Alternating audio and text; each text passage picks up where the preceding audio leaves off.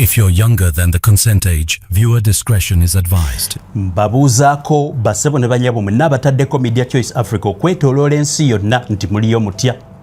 Mujje baliko gyonna gye mukozeeko olunaku olwaleero mbaaniriza nate era mu pulogulaamu yaffe eno endala wano ku Media Choice Africa. Bw'oba oli mupya mbadde nkusaba osooke ku subscribinga nyigirako ne peesi eddala liko ekigambo notifications. Basebo ne banyabo wano ku Media Choice Africa tuwa obudde bungi ensonga ezirimu omuntu wa wansi. Ate nga tuli omukutu ogukola amawulire ag'okunoonyereza n'olwekyo omupya bw'otwegattako essaawa eno tojja kwejjusa tuvaluwinga nnyo ssente z'otuteekamu okugula data ng'olaba pulogulaamu zaffe. So n'olwekyo byonna ebintu bye tukuwa tusooka binoonyerezaako ne tubyekakasa. Tojja kubanga wejjusa ng'otujoyininza olunaku olwaleero. Tuli basiimu nnyo eri abakadde mwenna abatambuza pulogulaamu zaffe ate bwe kunyumira n'ogirekako ka like. Basebo ne banyabo erinnya lyange yenze mutesitesi omukulu yenze Kankaka Emmanuel Peter. Amawulire gendeese gano gagenda kusanyula okusingira ddala gwe omuzaaliranwa mu kitundu ekyobuvanjuba bwa Africa kiyite East African Community. Naddala amawanga gaffe Rwanda, Uganda ne Democratic Republic of Congo. Pulogulaamu eno gendeese ekwatagana ku mawanga agasatu. Basebo ne banyabo ndooza kitokotera ddala kati mu ggwanga li Democratic Republic of Congo. Abayeekera abakambwe abatugumbuzi nakyemalirayo leka Kaguta Museveni babadde ateekamu ssente okutabangula ekitundu kya East Africa. Saakeera abayeekera be bamu namukadde afuga eggwanga ly'e Rwanda ngono ye Commandant wa Rwandan Defence Forces RDF babadde yeekwasa okutwala amagye mu ggwanga lya Congo n'invadinga eggwanga ly'abalala. Basebo ne banyabo abayeekera abo bavuddeyo ne babeegaana era we twogerera nga bano basazeewo basale eddiiro beegatte ku ggwanga li United States of America nga bayitira mu ggwanga erya Congo. Kimaze okukakasibwa nti abantu bonna Museveni ne Kagame be babadde bateekamu ssente okutabangula ekitundu ekyo kyonna nga Museveni alumirizibwa nti yali emabega w'enkwe zonna kyokka ng'ate munywanyi we Paul Kagame ow'e Rwanda abayeekera be bamu babadde yeekwasa nti be bamutwaza amagye ku ttaka lya banne. Kakati abayeekera beevuddemu ne basalawo nti baateeka omukono ku ndagaano kati basazeewo bawanike badde ku ludda lwa Congo baleme kuddamu kutabangula kitundu ekyo. Kakati abadde yeekwasa nti ekyamutwazaayo amagye kulwanyisa bamukwata mundu naye akola ogugwe amagye ge agajje ku ttaka ly'e Congo. Kyokka kyewuunyisa ng'ate kituufu nti bino olugudde mu matu gannakyemalira afuga eggwanga lya Rwanda. Weewaawo ndooza mwakitegeera omwezi oguwedde yasindika mangu omwogezi we n'agamba nedda ffe tubigaanye ebyo si bituufu nti bagenda kussa wansi emmundu. Weewuunye basebo ne banyabo nti omusajja Paul Kagame yalumba eggwanga lya Congo ng'agamba nti eriyo abantu abathreateninga security y'eggwanga lya Rwanda era bali eyo beeteekateeka kutabangula bukulembeze bw'e Rwanda era balina ebibiina by'abayeekera nga be bathreateninga border security. Kakati ate be yagamba abathreateninga basazeewo bawanike emmundu baziteeke wansi ne yeefuulira mu kitinga embazzi n'agamba nti ye mu ndagaano gy'amanyiiko tebaateesa nabo kuwanika mbu bagamba eggwanga lya Congo litte batte bonna mbuli bakuba amasasi libatte olwo Rwanda lwenaava mu ggwanga lya Congo. Museveni ye abiyingiriramu wa. Abantu mwenna abazze bagoberera geopolitics owe mu kitundu ky'obuvanjuba bwa Africa naddala amawanga gayitaba erinnya East African Community. Mukimanyi bulungi nti Rwanda ne Uganda banywanyi naye bazze beerumiriza mu katemba w'okuzannya ebyobufuzi ate ng'amaliriza afiiriddemu abantu. Jjojjuzi ly'abalamu si wala nnyo omusajja mukulu Paul Kagame ow'e Rwanda yaggala ensalo ye n'eggwanga lya Uganda ng'alumiriza nti namukadde nakyemalirayo Kaguta Museveni mu bitundu ebiri mu ggwanga lya Uganda gy'atendekera abayeekera ate abaagala okugenda okuggyako gavumenti ye. Bano n'amulumiriza nti yali abayingiza era ye kyava ggalawo ensalo ye nti abayeekera Museveni baatendeka baleme kuyingira wuwe. Mu byo byasaba yagamba nti abayeekera bano be batendekebwa mu ggwanga lya Uganda ate babasindika Congo beesoobolole bayiteeyo balyoke bayingire eggwanga lya Rwanda bamuggyeko. N'asalawo n'aggala ensalo ne bakola katemba ne bamumalayo. N'asaba byasaba nti ye yali agadde bamukwata mundu abwe mundu bazikkakkanye era yabayita batemu bayintarahamwe abakulira ekitta bantu mu ggwanga lya Rwanda mu 1994. kakati ye agamba nti abaawonawo kubaleeta ekitta abantu mu ggwanga lya Rwanda tayagala kuddamu balaba mu ggwanga lya Rwanda nti okuva ekitta abantu ekyo lekyaggwa badduka ne beekwekka Congo era emyaka 2 egiyise bagimaze mu kitundu ekya Congo nga tewali solution. Kakati solution ate erabise eggwanga United States of America lyavaayo ne lyetaba mu ndagaano ey'abano okubeera nga bassa wansi ebyokulwanyisa weewaawo ne balangirira nti banaaba basadde wansi ebyokulwanyisa n'eggwanga lya Rwanda lyakusoobolola amagye gaalyo bagajje ku ttaka ly'e Congo. Kyokka ate bwe kituuseewo Rwanda yeefudde nti ate mu ndagaano temwalimu nti nno endagaano teyagamba nti nno bawanike kubanga kati we twogerera bassebo ne bannyabo ng'omusajja abadde akulira amagye gano ku ntikko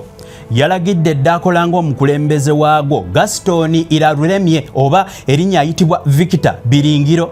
nti awanike mangu ddala n'abasirikale bonna begatte ku ggwanga lya Democratic Republic of Congo ku lw'okusobola okuteeka ekitiibwa mu ndagaano buloka waazo United States of America ze yabakubira era badde mu sayidi eya Congo ababa tebaagadde babafunira ensi endala mwe bayinza obbateeka safe third country nti abo nga tayagadde kuddayo Rwanda ayagadde addeyo Rwanda nga talina mmundu addeyo yeekolera ebintu bye atayagadde kubanga addayo ng'atidde nti bayinza okumuttirayo bamufunira ensi eyitibwa safe third country gy'abalaga yeeberera eyo. Kyokka kati bwe kituuse nti abantu bano bakkiriza okuteeka wansi ebyokulwanyisa ate ye Kagame n'agamba nedda ate mu ndagaano twagamba nti abo balina kuttibwa mbu balina emmundu zibajjako by force mbu balina tebalina zibajjako mu mirembe. Kyewuunyisa kakati omuntu okugenda omujjako emmundu by force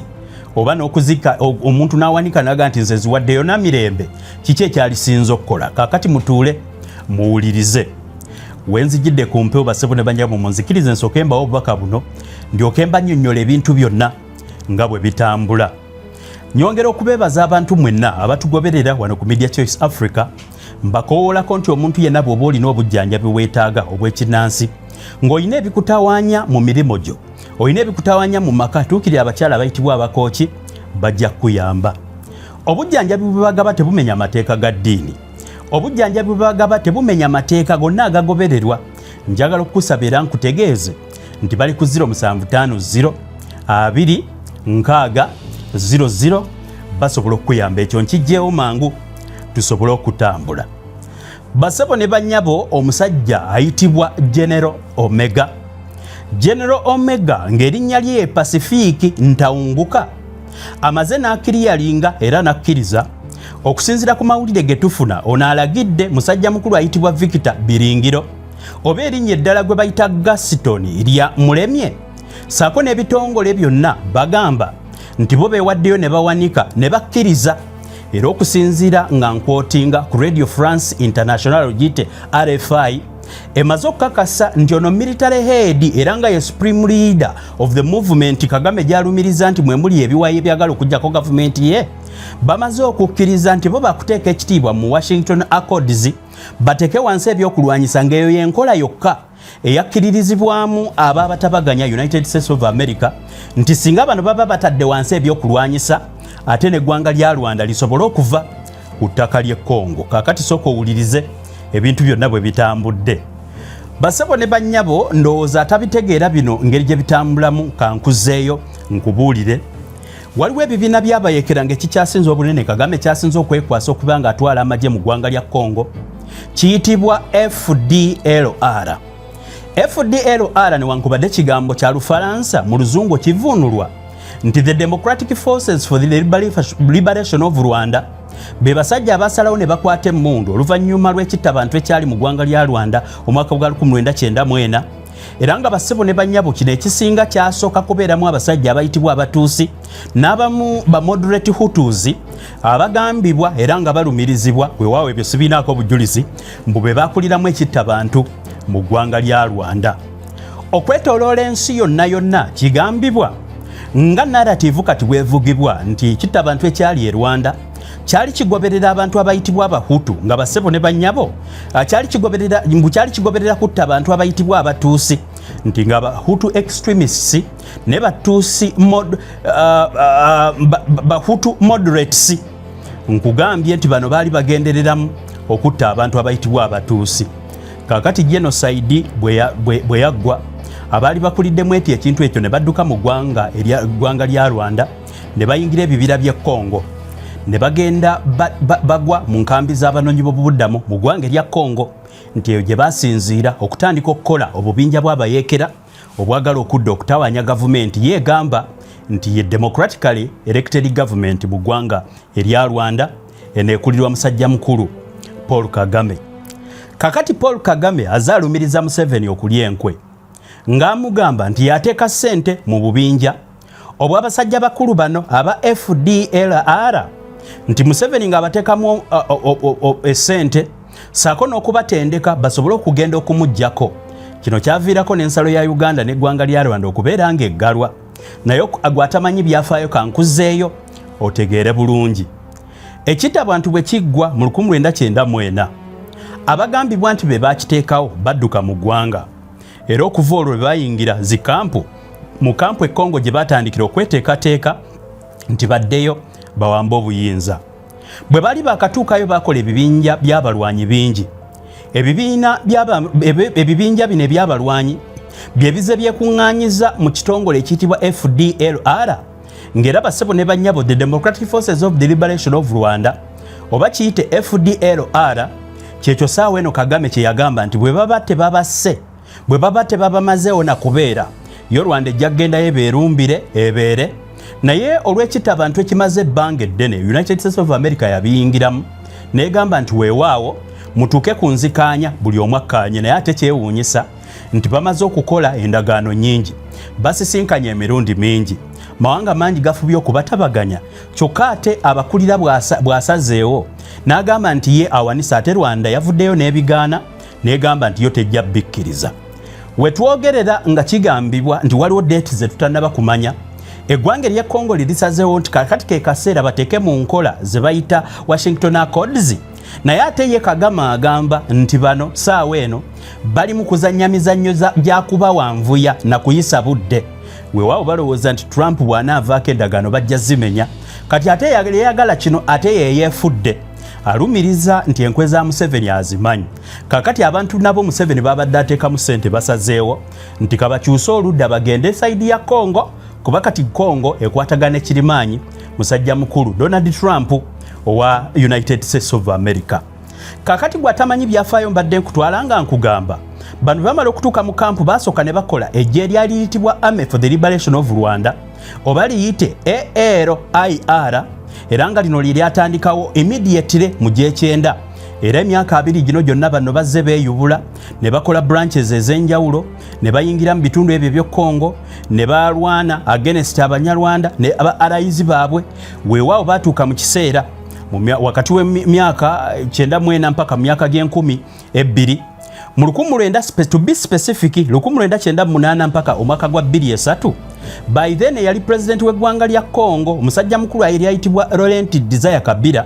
yabakozesa okusobola okulwanagana n'abaki n'Abanyarwanda abaali balumbya territory y'eggwanga lya Congo. Mu kiseera ekyo President Laurent Desire Kabila yagenda n'asaba ku services z'abalwanyi bano nga kyabasaba bamuyambeko okutangira eggwanga lya Rwanda mu kyali kiyitibwa Second Congo War eyaliwo wakati wa 1998 n'omwaka gwa 2003. Kakati FDLR eno oba giyite mu bujjuvu the Democratic Forces of the Liberation of Rwanda yonga yo etandikibwawo jjo mu mwaka gwa 2000 wennyini. Formal founding yayo bwegasi obwava mu bibinja ebyenjawulo ebyali byetadde okubanga birwana okudda e Rwanda bano ne bakolamu ejje limu wakati w'omwezi gw'okutaano ne Septemba gwa 2020. Kigambibwa nti kiteeberezebwa either baakikola wakati wa nga lumu ogw'okutaano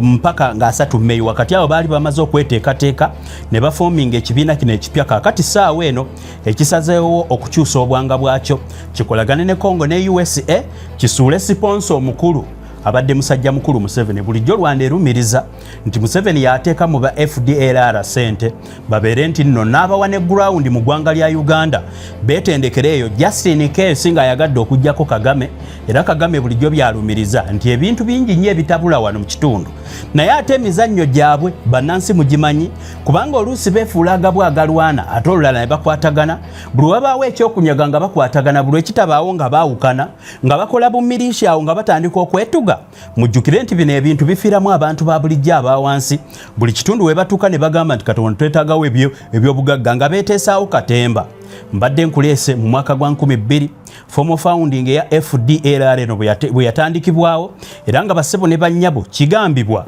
nti nneeno yali etandikiddwawo omusajja eyali ayitibwa Paul Lwarakabayije era ng'ono ye yatuuma ekitundu kino weewaawo ye musajja mukulu Paul Kagame yabayita ba genociders kakati ebyepiki ebyaliwo mu 2000 bwe bamala okwetondawo mu 2000 kigambibwa nti bano bakuŋŋaanya amagye agali wakati w'omutwalo n'emitwalo ebiri era bassebo ne bannyabo ne batandika okuba nga basobola n'okupangisibwa oba n'okukola emikago ne gavumenti ya Congo weewaawo Congo yabakozesa mu Congo Wars saako n'ataaka zonna Congo ze yayagala okuteekawo mu biseera ebyo okusinziira wakati kati awo mu myaka gye2000 repeated military operations za Congo forces wakati ne Rwandan troops saako ne UN peacekeepers Laurent Desire Kabila bw'amala okubakozesa ate bamala ne bafuuka ekizibu eggwanga lya Congo nitandika balwanyisa ate kakati leero Rwanda nekwataganamu ne Congo balwanyise ate abe FDLR era mu kitundu ekisinga kigambibwa wano political leader waabwe yali ayitibwa Ignace mu Rwashaka lwe bamukwatira mu ggwanga erya Germany saako ne military commander ayitibwa Sylvester Mudakumula eyattibwa mu mwaka gwa 2019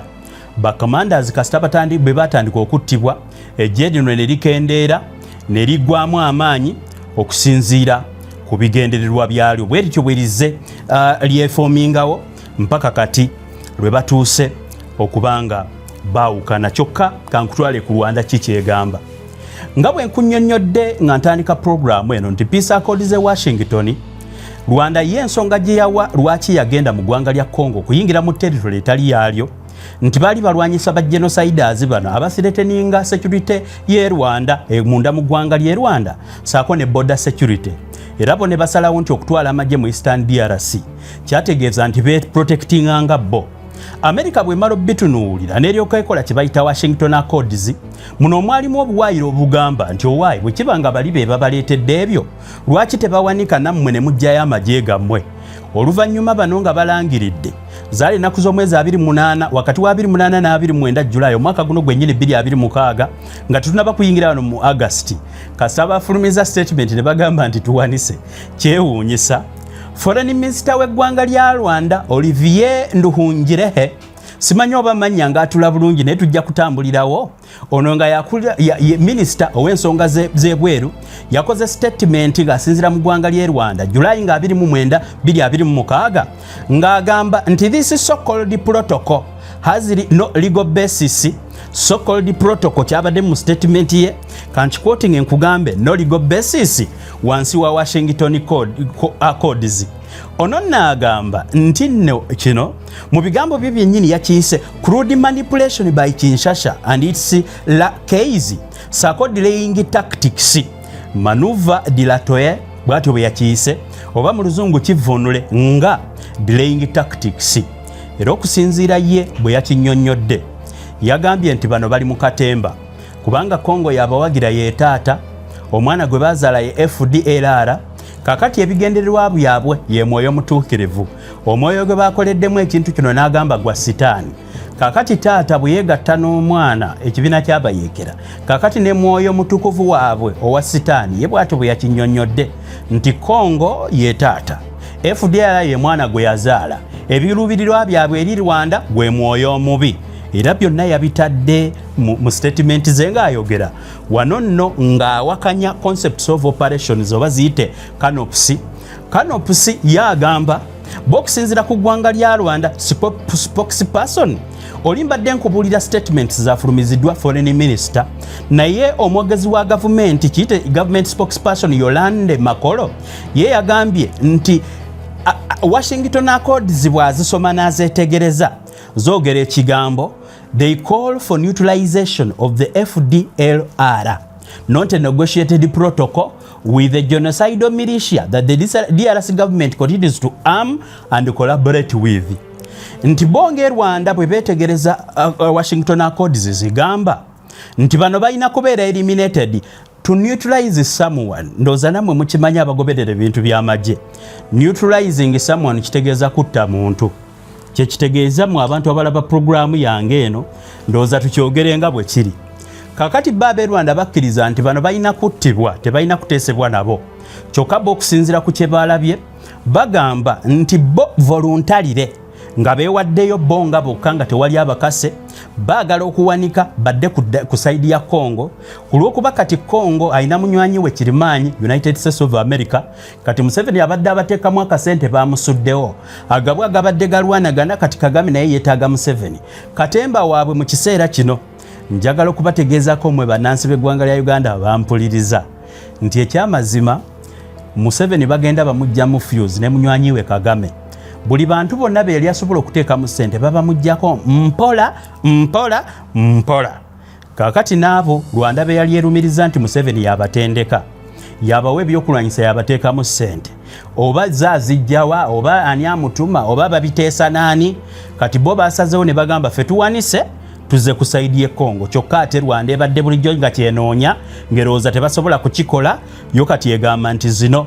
delaying tactics. Kino kitegeeza nti eggwanga lya Rwanda ebigenda maaso lyabiganye era nga lyo ligamba terijja kusobola kuteeka wansi byakulwanyisa okusinziira ku bintu bino nga bwe bibaddewo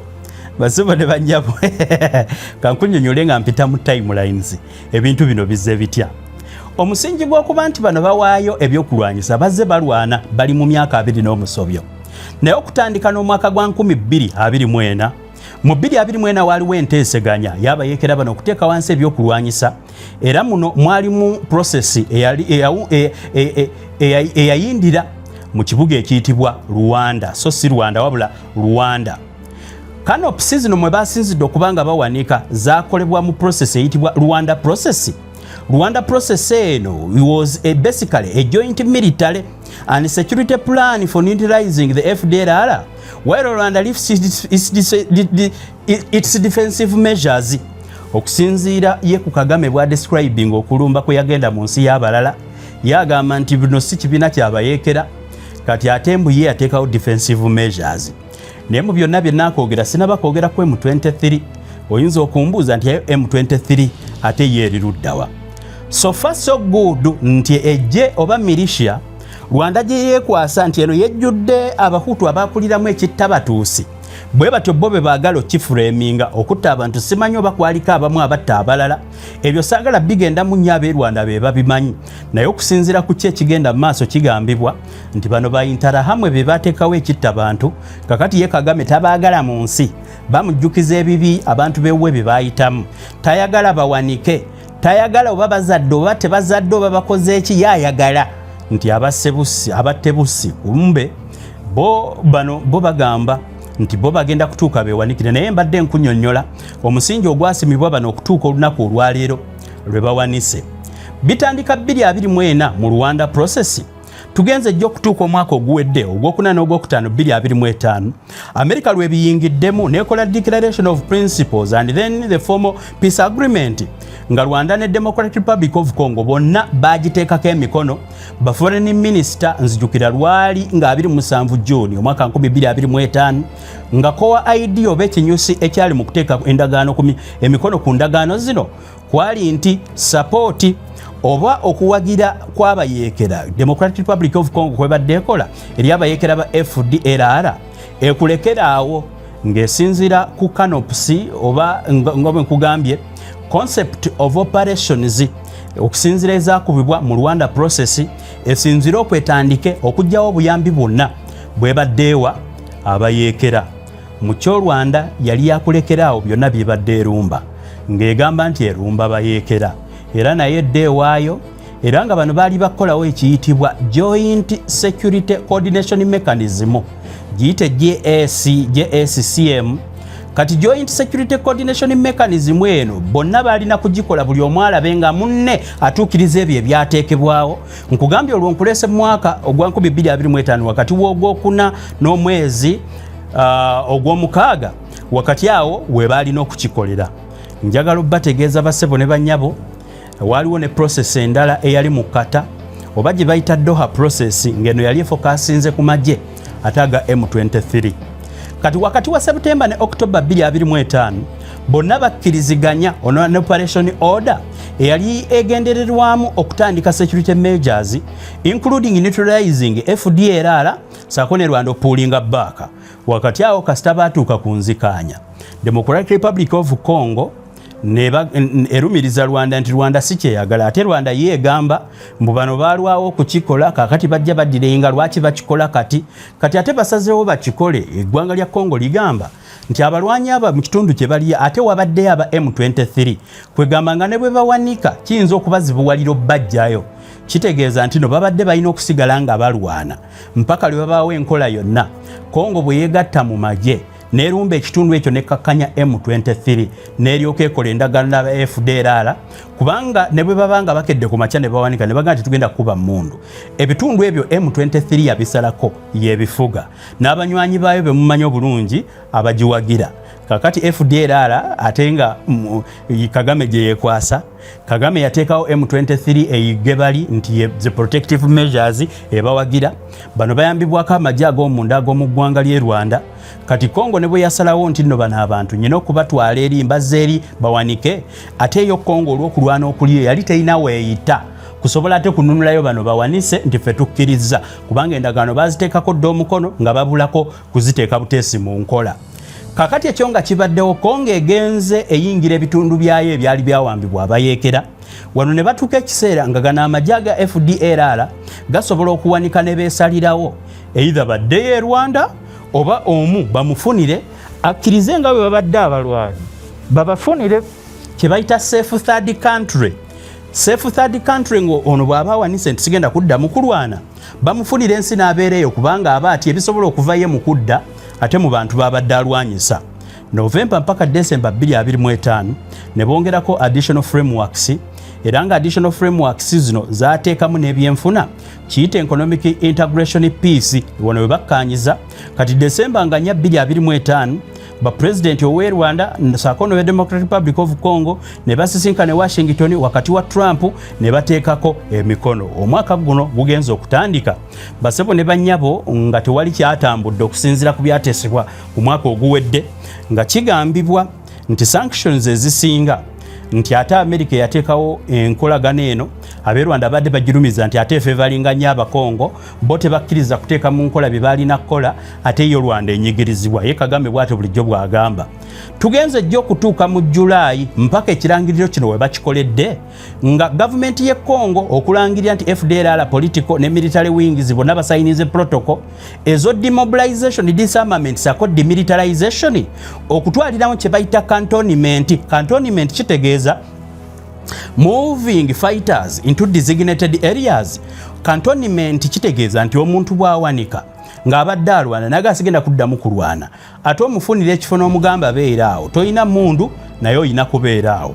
okusinziira ku ndagaano ze baali bakola nti eggwanga lya Rwanda lyalina okugyayo amagye gaalyo baleme kubanga balumba bano babatwala ate mu kitundu ekirala. Yo Rwanda egamba nti ne bwe baba bawanise n'obako wobateeka bajja kuddamu bakwate mundu. Oyinza okuwulira mu sensi mu kye bagamba naye ate kyewuunyisa nti bano ettaka kwe boogerera ate lya ggwanga ddala. Simanyi lwaki tebabyogerera waabwe. Njagala okutegeezaako basebo ne bannyabo nti buli omu alina sayidi gy'alumiriza nti yeesinga okuvaako obulabe. Kyewuunyisa nga ate kituufu nti nno bo bagamba nti neutralization yeno egamba nti balina ye Congo egamba Rwanda egamba nti balina kuttibwa. Congo egamba nti neutralization tekitegeeza nti balina kuttibwa. It's not killing everyone.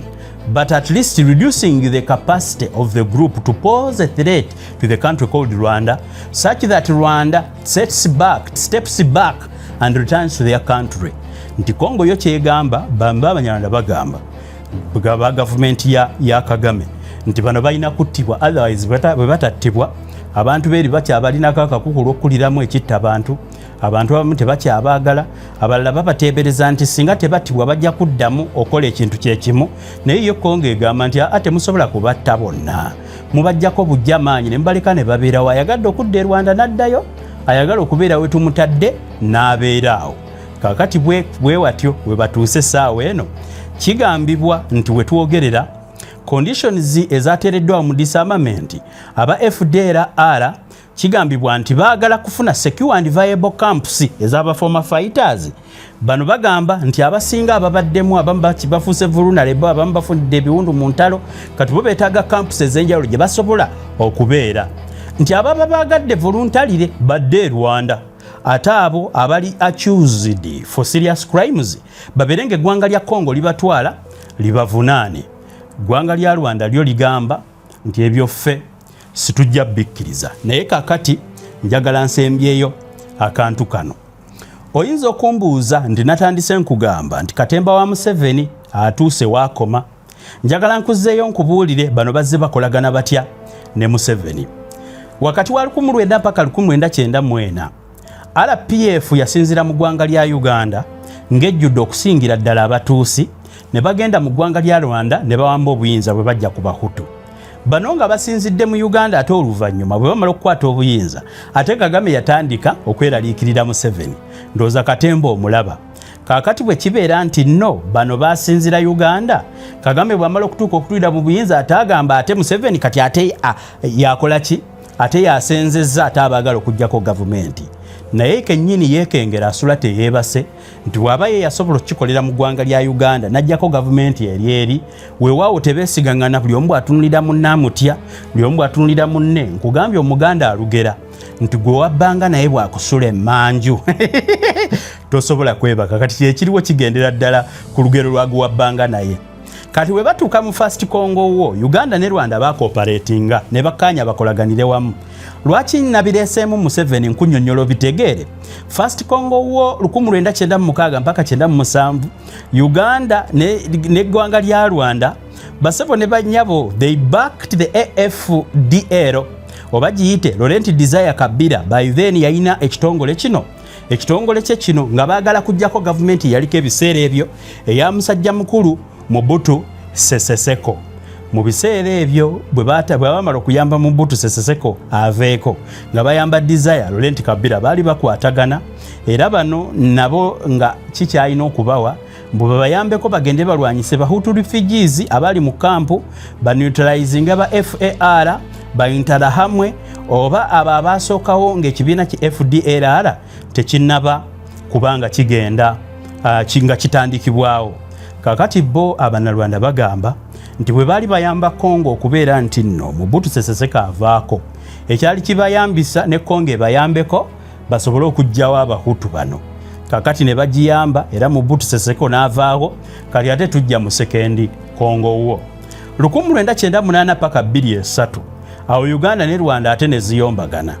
Uganda ne Rwanda abasooka okuyamba the anti-Kabila rebels babayite ba RCD, kakati ate bakirashinga ng'ekibakirashingisa baali banoonya bya bugagga, abasinga nga tebakkaanya ku kyakkola kiyite strategy fighting eyaliwo. Bano ne bakwatagana ne beekuba mu lulwanagano olwaliwo wakati w'eggwanga lya Uganda n'eggwanga lya Rwanda 1900 paka omwaka gwa 2000 gwennyini 1999 gyentegeeza up to 2000. Bano bakirashinga ekisangaani ne beekubira ddala abaali ab'omukwano, kakati ate ne beekuba. Njagala okutegeezaako nti after that clash Kabila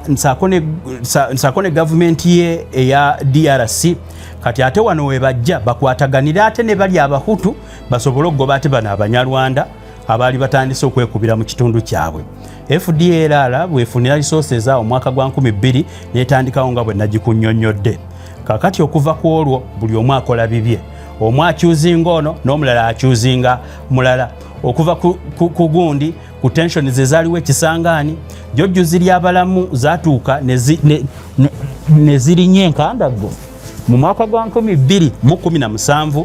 n'okweyongerayo mu biseera ebyo enkolagana ya Uganda we yakola ki we yagaanira neeyongera okubeera nti nno yeba 2017 mwenna mukijjukira Rwanda outlets claimed Uganda backed rebels nti bano baali batrainingira mu ggwanga lya Uganda 2017 Kagame lwalumiriza Museveni nti ate kati yatraininga abayeekera 2017 ne 2018 bwaba basupportinga kino ne kireetawo border incident ogiggala 2018 paka 2019 United Nations experts on the P5 coalition opposition against Rwanda bano bagamba nti bano bali bareceiving support okuva mu ggwanga lya Uganda basabo ne banyabo ndeesemu akagamba akapya akayitibwa P5 okusinziira ku bantu abalwanyisa eggwanga lya Rwanda Kagame yali yeekwasa nti be bayita platform 5 bye bibinja ebyali byegasse okubanga bimulwanyisa saako ne Rwandan National Coalition oba giyite RNC nti bano Museveni yali abateekamu akasente okubanga bamulwana mu kumulwana mu biseera ebyo platform 5 yali yegattiddemu abaagala okumuwamba saako Rwandan National Congress ye Museveni agamba ye Kagame agamba nti gano gaali magye ga Museveni nga yagataddewo ekigendererwa kyago kyali kyakumulwanyisa era yali agatendekera mu Uganda awo ne batuuka n'okubanga baggalawo border 2018 2019 we tutuukidde jjo mu 2019 2020 ate nga beefuulidde mu kitinga embazi oluvannyuma lw'okukkaanya ate okuteekawo M23 kati bulemu ne zitandika M23 yava Uganda ate Kagame nti ate yagiteekamu ssente erina Godfather erina ne managing director kakati nti Museveni ye Godfather waayo kubanga eva mu Uganda abalwanyi bwe babakubira eri babajjanjabira bombo babaleeta mu Uganda Kagame bwe bamunyiganga agamba kino ekizibu sinze nakireeta abalwanyi ba M23 Museveni yabateekamu ebyokulwanyisa nga bwe mwabawulira lulinga balwana ne batuuka n'okwekuba kakati ate kyazze ne kituuka jjo mu mwaka gwa 2019 2020 ate ne baddamu awo okutandika okubanga bateekawo ebibinja ebirala olwo insurgency ya M23 nejja nefuuka ekizibu ate awo ne batandika kwerumiriza ate gwe yakozebwe kiti ate gwe yakozebwe kiti kakati aba FDLR bamaze ne basalawo nti ono Katemba wa Museveni ne Kagame bamukooye kabakwatagane n'eggwanga Democratic Republic of Congo saako n'eggwanga erya United States of America bano babeere nga balaba engeri olutalo gye baluvaamu ekyewuunyisa abaagala entalo bulijjo ziggwewo ate FDLR olwaleero bwerangiridde nti nno Masebo ne bannyabo bwegambye nti kakati tugenda kubeera nga tuwanika musajja mukulu ayitibwa General Omega muyite Pacific ntawunguka bw'amaze okulagira pulezidenti waabwe ow'ekitongole kyabwe yeye supreme leader naye ayina omukulembeze owa wansi musajja mukulu Victor Biringiro na General Omega bw'agambye Victor nti owaaye twegatte eri ate yo Rwanda negamba nedda tubiganye announcement bagikoze ennaku ezisembyeyo ku mwezi oguwedde kati saawa eno ne bagamba nti Congo etandise process okusinzira ku process bagambye bano nti bagenda kutandikira mu kitundu ekiyitibwa Walikale territory ekiri mu North Kivu era nga saawa eno gye baagala okutandika okugenda okubajjako emmundu abe FDLR babafunire we babeera baagala nti singa kino baba bakikoze kati okusinzira ku bulijjo Rwanda byekwasa guno muggo munene gwe bakubye musajja mukulu Paul Kagame ate era ne Paul Kagame nsaako ne munywanyiwe Godfather we Yoweri Kaguta Museveni kino kibakubye omuggo munene kuba ebintu byonna bulijjo bye beekwasa ebyokuteekawo abayeekera bamaze abayeekera bennyini bulijjo bye bakozesa abayeekera ne bagamba nti enough is enough katugende tukolagane ne bali kakati ate bulijjo abateekamu ssente ndoza balaba ka business kayiika ate bo kati bagamba nti ate tubikkiriza ebyo si bituufu okusinziira ku kigenda maaso ekya confirmingiddwa bano singa baba balemeddeko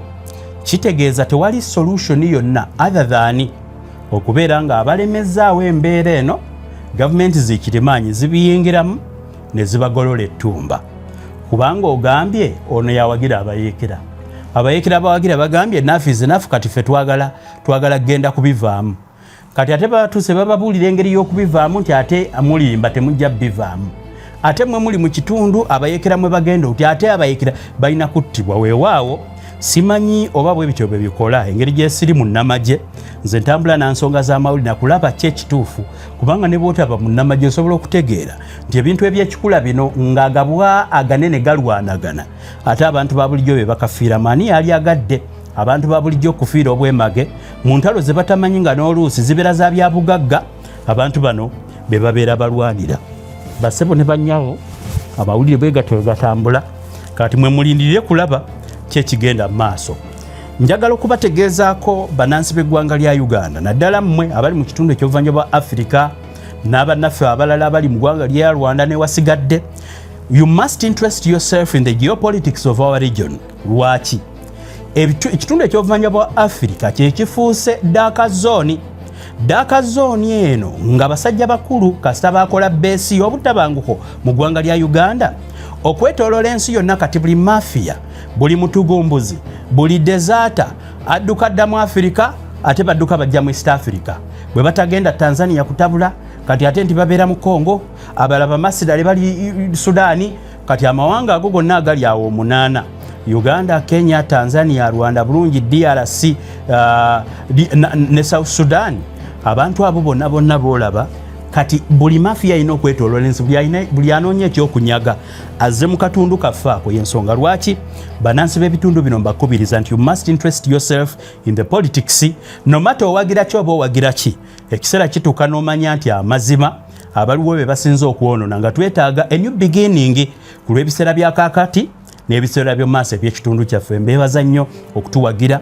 mbasaba mwenna ababadde balaba programu eno nti bw'oba olina ekikutawaanya n'onja ku bakyala abayitibwa abakooki bajja kukuyamba bali ku namba 0750 2 6 00 obujjanjabi obwaffe obumanyiddwa abantu abaffe tebulina bulabe era tebukujja mu nsinzaayo oba mu ddiini oba mu katondawo kuba katonda yateekateeka emiti yateekateeka amaanyi naawe okimanyi alina ebitone byawa abantu nti gwe nkuwadde ekyomupiira osamba nnyo ne mu mupiira alina gwagamba nti onajja difendinga nnyo najja kukwata nnyo ate onajja kuba nnyo goolo katonda yagaba ebyo n'ebirabo eby'obujjanjabi tobivuma nti ate bino bya bulogo bya kisi bya bulogo nze okubyogerako kyogamba simanyi katonda nti ali omutazzibwako so n'olwekyo no banoonye ku namba y'essimu 0750 2 6 00 bajja kujjanjaba yenze kankaka Emmanuel Peter mbebaza nnyo abatugoberera njabala bate mu programs endala mweraba